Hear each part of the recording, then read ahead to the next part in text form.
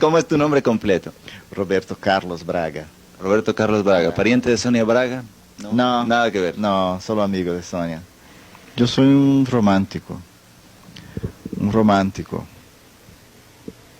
A la antigua también. Un romántico a la antigua, puede decir. Así dice la canción, ¿no? Del tipo de... Sí, de mandar flores, de... ¿Cómo dice esa canción? Yo soy de esos amantes a la antigua. Roberto Carlos es el cantante más querido de Brasil, un ícono de la música romántica que a sus 83 años sigue llenando estadios y reuniendo audiencias millonarias frente a la televisión. Su voz ha acompañado a varias generaciones, y su título de El Rey parece incuestionable. Sin embargo, detrás de los trajes azules, las flores y los aplausos, existe una historia que durante décadas se ha contado solo a medias. Una verdad íntima, forjada en la herida de la infancia y en las pérdidas más dolorosas, que explica por qué su música tiene una fuerza emocional que atraviesa el tiempo. Hoy vamos a recorrer esa vida marcada por contrastes. El niño que sobrevivió a un tren y se convirtió en leyenda, el hombre que enfrentó la fama y el dolor con la misma serenidad, y el artista que, pese a todo, jamás dejó de cantar al amor. La pregunta es inevitable: ¿qué secretos de resiliencia guarda Roberto Carlos que lo hicieron eterno? Esa es la verdad que pocos se atreven a contar, y que hoy revelaremos. Roberto Carlos Braga nació el 19 de abril de 1941 en Cachoeiró de Itapemirim, un pequeño municipio del estado de Espírito Santo. Era el menor de 4 hermanos, hijo de un modesto relojero llamado Robertino Braga y de Laura Moreira Braga, costurera que sostenía el hogar con dedicación inquebrantable. Sus primeras memorias de infancia no estaban llenas de lujos ni de grandes escenarios, sino de calles polvorientas, juegos en la plaza y noches en que la música popular brasileña se filtraba desde la radio vecina.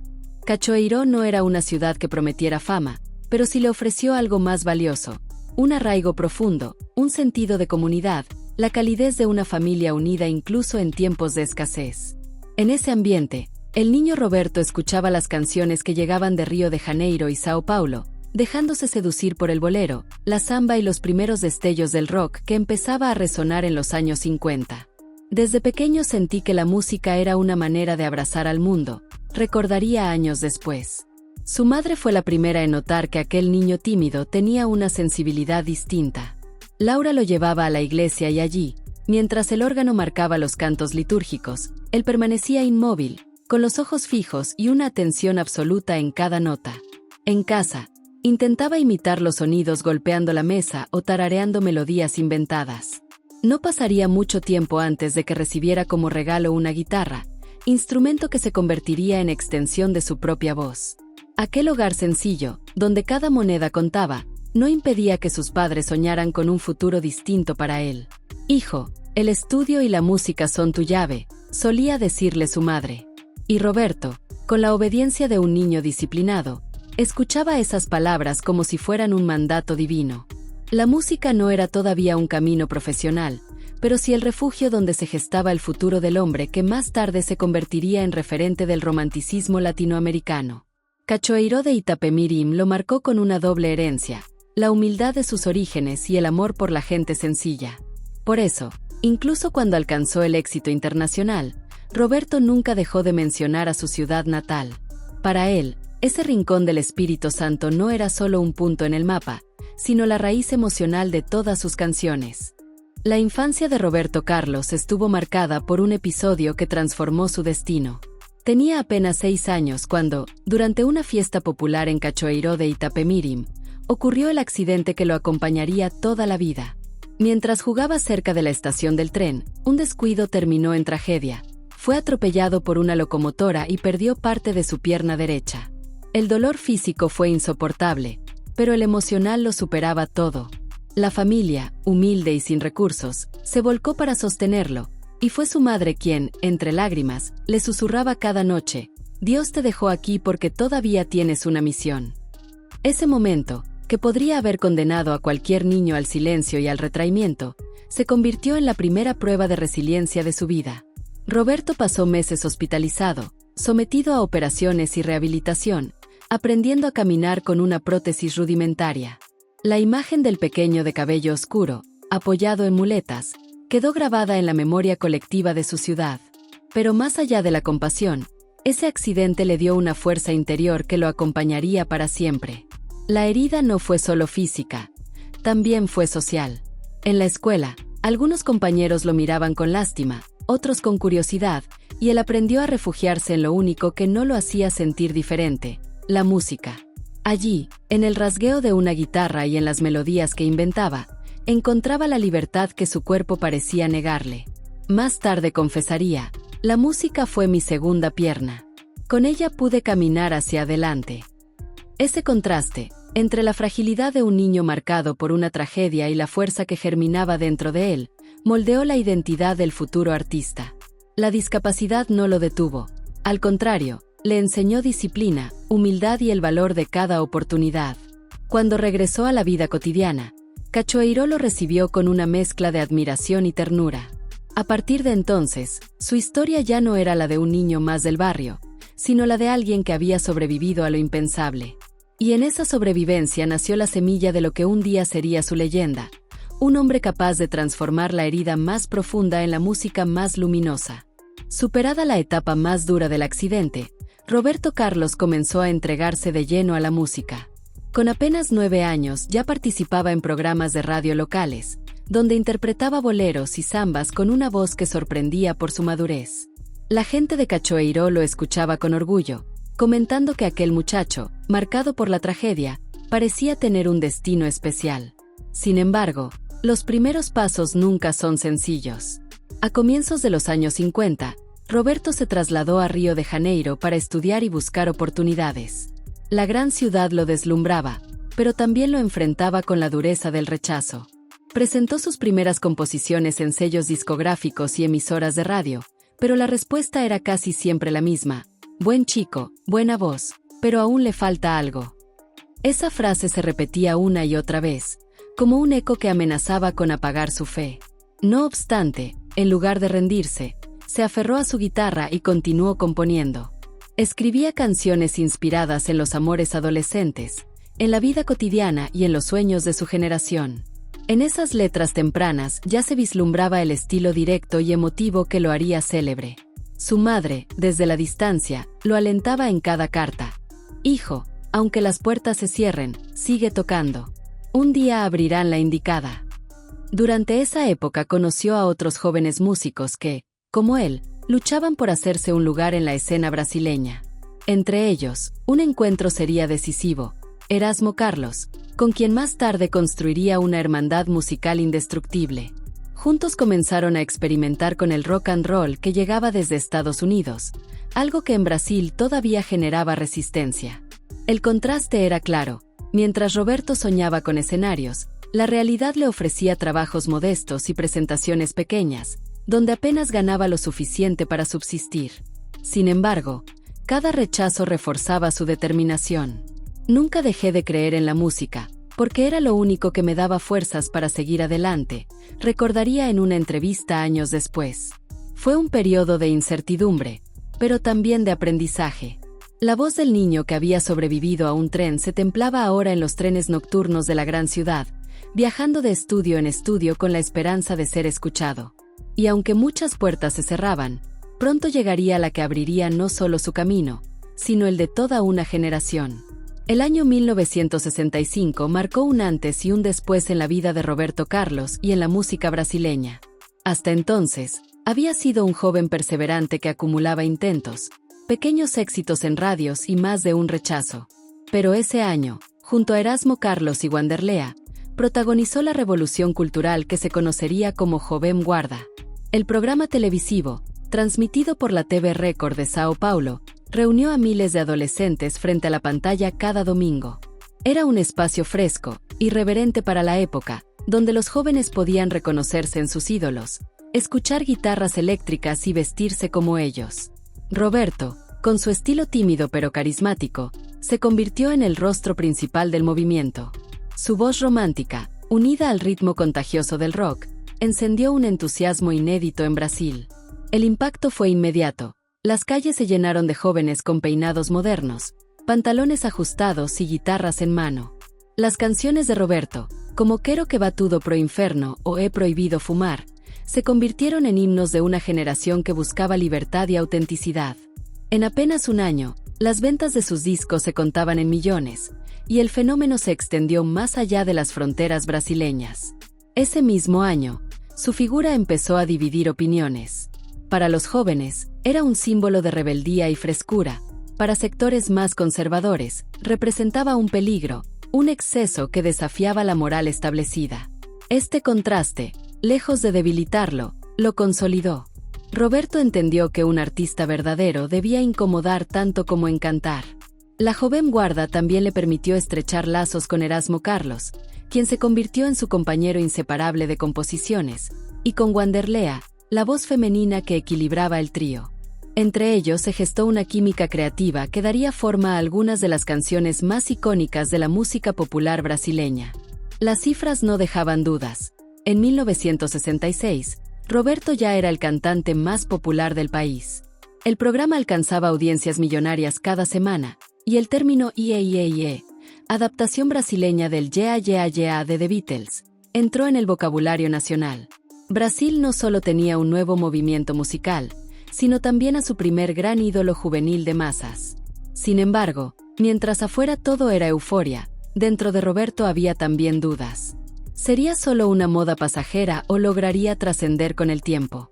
Él mismo reflexionaría años después. En la joven guarda aprendí que la música no debía seguir modas, debía seguir el corazón. Ese corazón lo guiaría hacia escenarios mucho más grandes. Y el niño de Cachoeiro, que alguna vez fue rechazado por productores, ahora lideraba una revolución cultural que marcaría para siempre la identidad musical de Brasil. Tras el huracán juvenil de la joven guarda, Roberto Carlos supo que debía reinventarse si quería trascender el fervor de la moda. A finales de los años 60, comenzó a pulir un estilo más romántico, íntimo y universal. Y en 1968 dio el salto definitivo. Representó a Brasil en el Festival de San Remo, en Italia, con la canción Canzone per te. Contra todo pronóstico, conquistó el primer lugar y con ello, el respeto de Europa. Ese mismo año editó su primer álbum en italiano, abriendo la puerta a un público que lo aplaudía sin necesidad de entender portugués. La emoción era suficiente. La década de los 70 consolidó su imagen global. Cada año lanzaba un nuevo disco, que rápidamente alcanzaba cifras millonarias de ventas. En 1974, fue el primer artista latinoamericano en vender más de 1 millón de copias en un solo lanzamiento en Brasil, un récord que hasta entonces parecía inalcanzable. Su voz, suave y melódica, contrastaba con la potencia de los ídolos del rock, pero era precisamente esa calidez la que lo distinguía. Mientras tanto, su música cruzaba océanos. Grabó en español, inglés e italiano, conquistando a públicos en América Latina, Estados Unidos y Europa.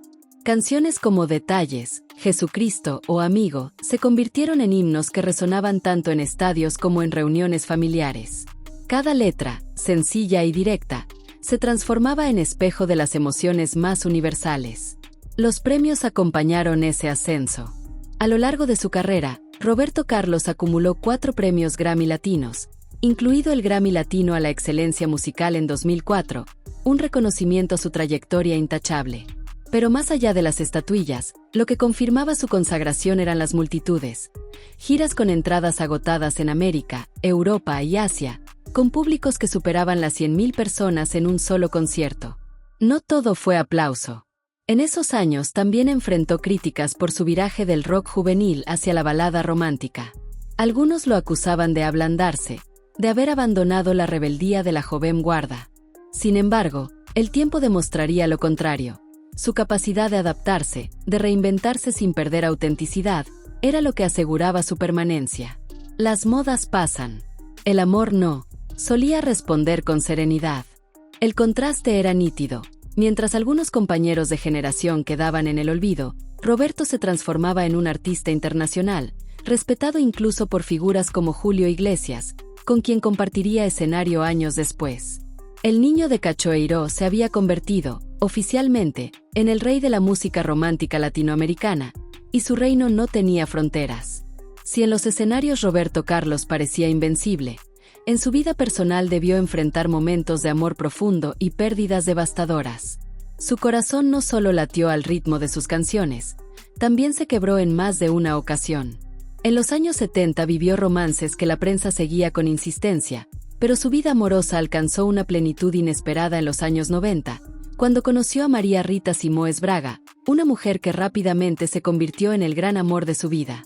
La relación fue intensa, marcada por gestos de ternura y complicidad que él no dudaba en reflejar en sus canciones. Amigos cercanos afirmaban que ella era su musa definitiva, la inspiración detrás de melodías que transmitían una madurez sentimental única. Sin embargo, el destino volvió a recordarle la fragilidad de la existencia. En 1999, María Rita fue diagnosticada con cáncer. Durante 2 años, Roberto la acompañó con una devoción conmovedora, suspendiendo compromisos profesionales para estar a su lado. Su fe católica se fortaleció, y cada noche rezaba por un milagro. Pero en diciembre de 1999, la enfermedad la venció, dejando un vacío que marcaría para siempre al artista. El contraste entre el ídolo que llenaba estadios y el hombre que lloraba en silencio fue abismal. Durante meses, Roberto se apartó de los escenarios. En entrevistas posteriores, confesó: «Perder a María Rita fue como perder una parte de mí. Aprendí que incluso en el dolor más grande, la música podía ser un refugio». No fue su única herida íntima. En distintas etapas de su vida también enfrentó la muerte de seres queridos, entre ellos su madre Laura en 2010, a quien siempre había considerado su guía espiritual. Cada pérdida lo hundía en una tristeza profunda, pero también lo obligaba a recomenzar, a sostenerse en la fe y en su arte. Aún así, de esas ausencias nacieron canciones imborrables. Temas como Amor sem limite o Nossa Senhora transmiten la fusión entre su espiritualidad, su dolor y su necesidad de dar esperanza a quienes también sufrían. Con cada letra, no solo honraba a los que había perdido, sino que compartía con su público la certeza de que, pese al dolor, la vida debía continuar. Porque si algo define a Roberto Carlos es su capacidad de convertir la pérdida en poesía. Su música no oculta las heridas, las dignifica. Y en esa honestidad radica gran parte de su poder. Detrás de cada concierto multitudinario, de cada disco vendido por millones, había un hombre que se sostenía en una fe profunda y en rituales que lo acompañaban como amuletos. Roberto Carlos siempre reconoció que la espiritualidad fue un pilar en su vida. De tradición católica, se encomendaba a la Virgen María antes de cada presentación y rezaba con fervor, convencido de que su voz debía ser no solo arte, sino también un canal de amor. Su devoción se plasmó en canciones como Nossa Senhora 1993, que rápidamente se convirtió en una plegaria colectiva, entonada tanto en iglesias como en estadios. Para muchos, escuchar esa melodía era sentir que el propio artista compartía un rezo íntimo con cada oyente. «Cantarle a la fe es cantar a lo que me sostiene», declaró en una ocasión. Pero además de su religiosidad, Roberto Carlos cultivaba rituales muy particulares, algunos casi manías que se volvieron parte de su mito. El más famoso, su fijación con el color azul. Desde hace décadas, evita usar prendas de tonos marrones o amarillos, convencido de que el azul le trae paz, equilibrio y suerte. Su guardarropa, su automóvil y hasta los arreglos florales de sus conciertos reflejaban esa obsesión. Otro de sus gestos distintivos era el de regalar flores al público al final de cada show. Esa tradición, que comenzó en los años 70, tenía un doble significado: un agradecimiento a sus seguidores y un recordatorio de la belleza efímera de la vida. Miles de fans guardan aún, secos y frágiles, esos pétalos que recibieron de sus manos como si fueran reliquias. También cuidaba cada detalle de su entorno, desde la temperatura del escenario hasta el orden exacto de las canciones. Se decía que repasaba una y otra vez los arreglos, buscando la perfección, porque para él un error mínimo era una falta de respeto hacia su público. Este conjunto de creencias y rituales no era un capricho, sino la forma en que Roberto encontraba equilibrio frente a la presión del éxito y al peso de sus heridas personales. El contraste entre el ídolo de masas y el hombre de costumbres casi infantiles mostraba la esencia de su carácter: vulnerable, disciplinado y profundamente humano. En definitiva, la fe y los rituales fueron la brújula secreta de su vida. Sin ellos, quizá no habría resistido la vorágine de fama, pérdidas y exigencias. Con ellos, encontró la calma necesaria para seguir cantando al amor y a la esperanza. Después de cada pérdida y cada silencio, Roberto Carlos siempre supo volver. Sus regresos no eran simples apariciones, eran celebraciones de resistencia, la demostración de que un hombre marcado por heridas podía reinventarse una y otra vez frente a los ojos del mundo. En los años 80 y 90, su presencia en los escenarios internacionales alcanzó un nuevo esplendor. Con giras que lo llevaron a toda América Latina, a Estados Unidos y a Europa, Roberto consolidó un lugar que muy pocos artistas brasileños habían logrado. Sus conciertos no eran solo espectáculos musicales, eran rituales colectivos de emoción. Miles de personas coreaban de principio a fin canciones como Detalles, Cóncavo y Convexo o Un Millón de Amigos, creando un lazo que trascendía idiomas y fronteras. Las cifras impresionaban. En ciudades como México, Buenos Aires y Madrid agotaba estadios con más de 50.000 espectadores. En Brasil, cada fin de año, su concierto especial de Navidad transmitido por TV Globo alcanzaba audiencias de más de 70 millones de televidentes, convirtiéndose en una tradición nacional. Ese ritual televisivo lo transformó en parte inseparable de la memoria afectiva de millones de familias. En el camino, compartió escenario con figuras legendarias de la música mundial. Entre ellas, Julio Iglesias, con quien protagonizó duetos memorables que unieron dos estilos distintos pero igualmente románticos, y Plácido Domingo, en un cruce que demostró que la voz suave del brasileño podía sostenerse junto al poder de la lírica clásica. Estas colaboraciones reforzaron su carácter universal. No era solo un ídolo latino, era un intérprete de sentimientos humanos que cualquier público podía entender. El contraste era notable. Mientras la industria musical cambiaba con el auge del pop juvenil y las nuevas tecnologías, Roberto Carlos se mantenía fiel a su estilo. No necesitaba reinventarse con artificios. Bastaban su voz, su carisma y su honestidad artística. La moda pasa, pero lo que se canta con verdad permanece, decía con una calma que parecía desafiar al tiempo. Y tenía razón. Cada regreso suyo no era un paso hacia atrás ni un intento de nostalgia, sino un nuevo capítulo de gloria. El niño de Cachoeiró que sobrevivió a un tren y el joven que golpeó puertas cerradas se había convertido en un artista eterno, capaz de llenar auditorios en cualquier punto del planeta. En cada escenario, Roberto confirmaba que la resiliencia no solo se canta, se vive, y que su verdadera corona no estaba en un título honorífico, sino en el corazón de millones de seguidores que lo proclamaban una y otra vez, como el rey. A lo largo de los años, Roberto Carlos se convirtió en una figura casi mítica, un nombre que evocaba respeto inmediato. Sin embargo, detrás de la leyenda y de la imagen impecable en los escenarios, existía un hombre profundamente reservado, dueño de una sencillez que sorprendía a quienes lo conocían de cerca. Quienes trabajaban con él solían destacar su atención minuciosa a los detalles. Podía pasar horas revisando la iluminación de un concierto, ajustando los tiempos de las entradas musicales o corrigiendo una mínima entonación en el ensayo. Para muchos, era perfeccionismo, para él, era respeto. Si alguien compra un boleto para verme, merece lo mejor de mí, repetía con seriedad. Su vida cotidiana estaba lejos de los excesos que suelen acompañar a las estrellas. No era un hombre de fiestas interminables ni de grandes escándalos. Prefería los momentos tranquilos, leer, compartir comidas sencillas con amigos íntimos, escuchar boleros y viejas grabaciones que lo inspiraban a seguir creando. Esa aparente contradicción, el ídolo de masas que vivía como un vecino discreto, reforzaba su carácter humano. También cultivaba cierta timidez. Aunque sobre el escenario parecía dueño absoluto de la atención, en privado solía hablar poco, con voz baja y pausada. Tenía un sentido del humor sutil, pero rara vez levantaba la voz. Quienes lo trataban de cerca decían que era capaz de escuchar durante horas sin interrumpir, como si todavía fuera aquel niño que se quedaba absorto frente al órgano de la iglesia en Cachoeiró. Ese carácter reservado lo llevó a proteger su intimidad con firmeza. Aunque la prensa buscaba constantemente entrar en su mundo privado, Roberto siempre trazó una línea clara.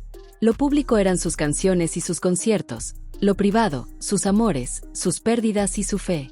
Ese límite, mantenido con coherencia, contribuyó a fortalecer el misterio que rodeaba su figura. El contraste entre el mito y el hombre era evidente. Mientras millones lo veían como el rey, él seguía siendo un hijo agradecido de Cachoeiró, un padre amoroso y un amigo leal.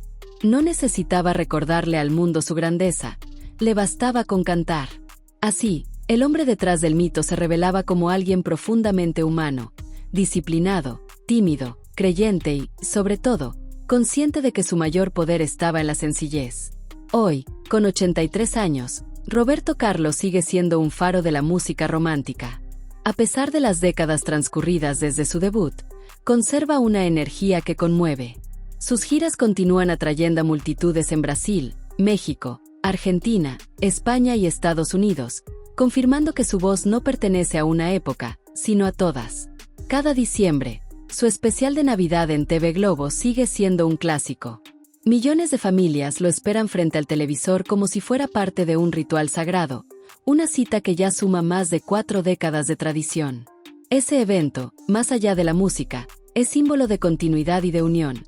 Un país entero, dividido tantas veces, se reúne alrededor de la figura de un hombre que canta al amor. Su legado se mide en cifras impresionantes. Más de 140 millones de discos vendidos, decenas de premios internacionales, un lugar en el Salón de la Fama de los Grammy Latinos y un repertorio que supera las 600 canciones registradas. Pero el verdadero impacto no está en los números, sino en la memoria afectiva de quienes crecieron escuchándolo. Cada generación tiene una melodía suya que marcó un momento especial, un primer amor, una despedida, una celebración. El contraste es poderoso. Mientras otros ídolos de su tiempo quedaron en el recuerdo, Roberto sigue vigente, dialogando con nuevas generaciones que encuentran en su sencillez un refugio frente al ruido del mundo moderno. Muchos jóvenes descubren su música a través de sus padres y abuelos, y se sorprenden de lo actual que suena ese mensaje de ternura, esperanza y fe. En la intimidad, conserva la misma disciplina. Sigue con sus rituales azules, sigue regalando flores al público, sigue rezando antes de cada concierto. Su vida entera se convirtió en un testimonio de coherencia. El hombre y el artista son uno solo, y ambos se entregan al público con la misma honestidad. A sus 83 años, Roberto Carlos no solo es un cantante consagrado, es un símbolo de resiliencia, de amor y de permanencia. Un hombre que sobrevivió a la adversidad, que lloró pérdidas irreparables y que, aún así, nunca dejó de cantar. La vida de Roberto Carlos es la prueba viviente de que la resiliencia no solo se canta, sino que se encarna. Desde aquel niño de Cachoeiró que perdió parte de una pierna frente a un tren, hasta el artista que conquistó San Remo, que vendió millones de discos y que transformó cada pérdida en melodía, su historia es un relato de fe, amor y permanencia. En cada canción suya late una lección, que el dolor puede convertirse en arte, que la sencillez puede ser más poderosa que cualquier artificio, y que los verdaderos reyes no necesitan coronas, porque son sus pueblos quienes los proclaman. Hoy, a sus 83 años, Roberto Carlos sigue subiendo al escenario con la misma humildad con la que empezó, repartiendo flores y sonrisas como si fueran parte de una misión sagrada. Su legado está asegurado. Pero la pregunta que queda es, ¿cómo un hombre que ha vivido tantas heridas logra seguir cantando al amor con tanta pureza? Quizás la respuesta esté en esa mezcla de fe, disciplina y humanidad que lo hace irrepetible. Y ahora, quiero saber tu opinión. ¿Qué significa para ti la música de Roberto Carlos? ¿Qué canción marcó tu vida? Si este viaje por su historia te conmovió, no olvides dejar tu comentario, darle me gusta y suscribirte al canal para seguir descubriendo las historias ocultas detrás de las grandes leyendas de la música.